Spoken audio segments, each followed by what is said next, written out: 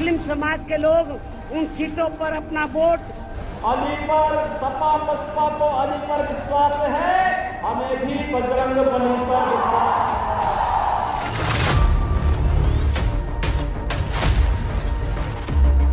है। इंशाअल्लाह दोबारा योगी को उत्तर प्रदेश का मुख्यमंत्री नहीं बनने देंगे। नमस्कार, उत्तर प्रदेश चुनावी विशेष में आपका स्वागत है। उत्तर प्रदेश में इस वक्त जातीय राजनीति चरम पर है।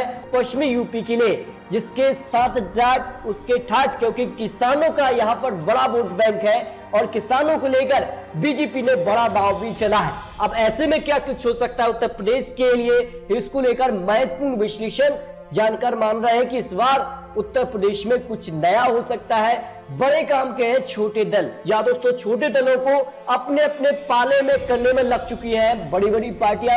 ऐसे में छोटे दल क्या किंग मेकर की भूमिका में हो सकते हैं, इसके समीकरण भी आपको दिखाने वाले हैं। लेकिन आपको बता दें कि इस वक्त जो है ओवैसी हो या फिर शिवसेना या फिर यहाँ पर योगी आदित्यनाथ, अखिलेश यादव, सभी अपने अपने वोट बैंक को तलाशने में लग चुके हैं। अजहरुद्दीन ओवैसी ने तो 100 सीटों पर चुनावी बिगुल ठोक दिया है। मुस्लिम वोट बैंक में बंटवारा सीधे तौर पर अखिलेश यादव को नुकसान दे सकता है, ये हम नहीं बल्कि आपने कहते हैं, लेकिन इसका फायदा बीजेपी को होगा, ये जानकर मान रहा है। लेकिन बीजेपी को नुकसान देने के लिए शिवसेना ने 403 सीटों पर चुनाव लड़ने का ऐलान कर दिया है। यह भी कुछ बड़ा हो सकता है उत्तर प्रदेश चुनाव में, क्योंकि अगर यहां पर अजहरुद्दीन ओवैसी चुनावी मैदान में है तो इसका नुकसान अखिलेश यादव को होगा, फायदा बीजेपी को।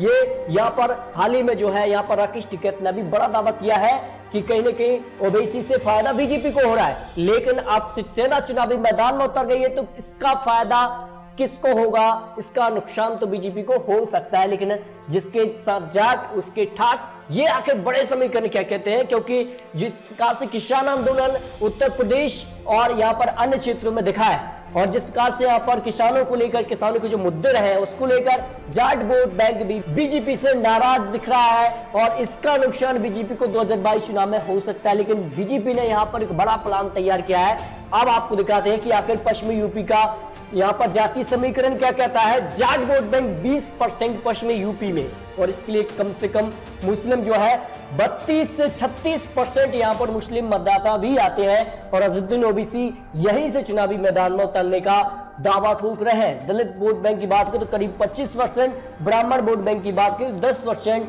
पश्चिमी यूपी का ये जातीय समीकरण है, ये काफी बड़ा यहाँ पर खेला हो सकता है। यूपी का जो वोट बैंक है उसके लेकर बात करें तो हाथरस, हापुड़, बुलंदशहर, आगरा, फिरोजाबाद, यहाँ पर कासगंज, एटा में करीब यहाँ पर 20% जाट वोट बैंक है, मुस्लिम 36%, दलित 25%, ब्राह्मण 10% है। इसके अलावा अगर बात करें 2022 की सबसे बड़ी जंग सियासत का कौन सा रंग खिलेगा, इसमें जाट वोट बैंक काफी महत्वपूर्ण हो जाता है।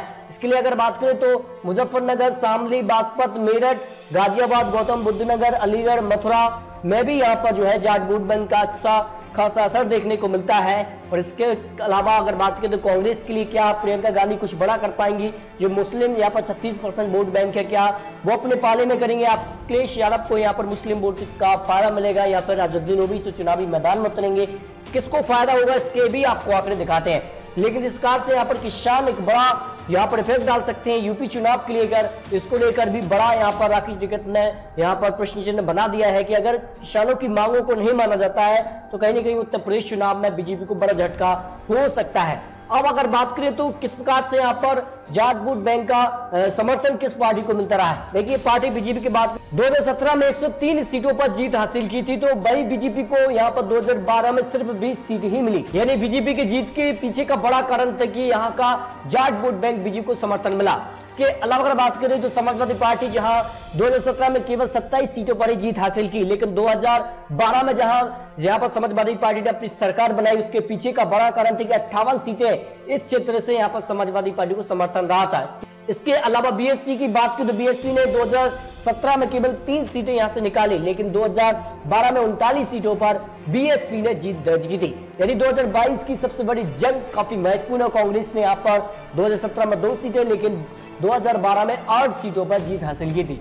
देखिए, अगर बात करें तो 2017 चुनाव के परिणाम नतीजों में बीजेपी ने यहां पर 103 सीटें हासिल की थी, यानी पश्चिमी यूपी जो सबसे बड़ा क्षेत्र है और यहाँ पर काफी महत्वपूर्ण माना जा रहा है। अपने अपने जो वोट बैंक को तलाशने में सभी पार्टियां लग चुकी है और जाति की राजनीति इस वक्त सबसे ज्यादा उत्तर प्रदेश चुनाव में देखने को मिल रही है। और कहीं ना कहीं जो है यहाँ पर शिवसेना चुनावी मैदान में उतरने से अब कहीं ना कहीं बीजेपी पर भी दबाव बन रहा है। अब ऐसे में अगर 2017 के चुनावी परिणाम बीजेपी 2022 में दिखाती नहीं है तो फिर बीजेपी को भी बड़ा नुकसान हो सकता है। समाजवादी पार्टी ने 27 सीटें 2017 में, बीएसपी ने यहाँ पर 3 सीटें, कांग्रेस को 2 सीटें, आरएलडी ने 1 सीट जीत हासिल करके यहाँ पर एक बड़ा यहाँ पर जो है आरएलडी को 1 सीट यहाँ पर मिली थी। जबकि 2012 चुनाव में यहाँ पर समाजवादी पार्टी को यहाँ पर 58 सीटें, बीएसपी को 39, बीजेपी को 20 सीटें, आरएलडी को 9, कांग्रेस को 8, अन्य को 2 सीटें मिली थी। इसके अलावा यहाँ पर जाट वोट बैंक काफी महत्वपूर्ण हो जाता है। तो कहां है जाट वोट के आंकड़े की अगर बात की तो मथुरा में करीब 40% आबादी जाट वोट बैंक की आती है। जबकि लोकसभा सीट के लिए अगर बात करें तो बागपत में करीब 30% आबादी जाट वोट बैंक की है। लोकसभा सीट सहारनपुर के आंकड़ों की बात की तो आबादी में अगर 20% यहाँ पर जाट वोट बैंक है। तो उत्तर प्रदेश में कहा यह जा सकता है कि जाट वोट बैंक काफी महत्वपूर्ण है उत्तर प्रदेश के लिए। और यहाँ पर बात करें तो पश्चिमी यूपी में जिस कार से मुस्लिम मतदाता भी अच्छी खासी वोट बैंक माने जाते हैं, तो यहाँ पर सारा खेल निर्भर करता है कि आखिर पश्चिमी यूपी के लोग आखिर किसे चुन सकते हैं। देखिए आंकड़े कहते हैं कि कुल 403 सीटों में से बहुमत का आंकड़ा 202 सीटें हैं और इस वक्त जो चुनावी परिणाम और चुनावी आंकड़े बन सकते हैं, समाजवादी पार्टी 135 से 147 सीटें यानी छोटे दल इनके साथ आ सकते हैं। हो सकता है कि उनके साथ कुछ बड़ी पार्टी भी आ जाए। तो फिलहाल ये आंकड़े समाजवादी पार्टी को इतनी सीटें दिखाई रही हैं, जादुई आंकड़ा 202 सीटें हैं, लेकिन बहुमत के लिए अभी भी 55 सीटें कम दिखाई दे रही हैं। यानी उत्तर प्रदेश में तिरंगु विधानसभा के आसार बन सकते हैं जो यहाँ पर ओपनिंग पोल और बड़े एक्सपर्ट के आंकड़े निकल कर आए हैं। जबकि बीजेपी को 155 से 167 सीटें, जादुई आंकड़ा 202 है, 35 सीटें कम दिखाई दे रही हैं क्योंकि शिवसेना चुनावी मैदान में उतर गई है और सभी 403 सीटों पर चुनावी बिगुल ठोक दिया है। और ऐसे में अगर 403 सीटों पर वो चुनाव लड़ते हैं तो बीजेपी का वोट शेयर कम हो सकता है। इसका नुकसान बीजेपी को चुनाव में होने की संभावना यहां पर लगाई जा रही है। लेकिन छोटे दल काफी बड़े काम के हो सकते हैं क्योंकि छोटे दलों के साथ मिलकर इस बार की सरकार का जो स्वरूप है वो तय हो सकता है। ये 2022 के लिए किंग मेकर का काम कर सकते हैं। आखिर कितने दल किस पार्टी के साथ जाते हैं, अखिलेश यादव के साथ कौन कौन आ सकता है, ये काफी बड़ा सवाल है और ये सवाल तय करेगा आखिर उत्तर प्रदेश में क्या हो सकता है। लेकिन बीजेपी ने दावा ठोका है कि इस बार वो 300 प्लस अपने दम पर करने वाले हैं। तो समाजवादी पार्टी ने दावा किया है कि अपने दम पर वो 400 सीटों पर जीत हासिल कर सकते हैं। 3 सीटें उन्होंने विपक्ष के लिए छोड़ दी हैं। लेकिन किसके दावे में कितना दम है ये तो आने वाला वक्त ही बताएगा। आपको क्या लगता है दोस्तों, आखिर उत्तर प्रदेश की 403 सीटों में से क्या बीजेपी अपनी सरकार बरकरार रहेगी? इसको लेकर योगी आदित्यनाथ हो या फिर प्रधानमंत्री मोदी हो, जेपी नड्डा हो, सभी चुनावी मैदान में उतर चुके हैं। तो समाजवादी पार्टी ने भी चुनावी बिगुल ठोक दिया है। तो मायावती जी ने ब्राह्मण वोट और दलित वोट बैंक के सहारे उत्तर प्रदेश में अपनी सरकार में वापसी करने के दरवाजे खोलने का प्रयास कर रही है। क्या कांग्रेस जो लगातार प्रियंका गांधी यहाँ का दौरा कर रही है, क्या वो सफल हो पाएंगे या नहीं, ये तो आने वाला समय ही बताएगा। आपको क्या लगता है अपनी राय कमेंट बॉक्स रखिए। मिलते हैं और सटीक महत्वपूर्ण जानकारी के साथ, तब तक के लिए जय हिंद, जय भारत।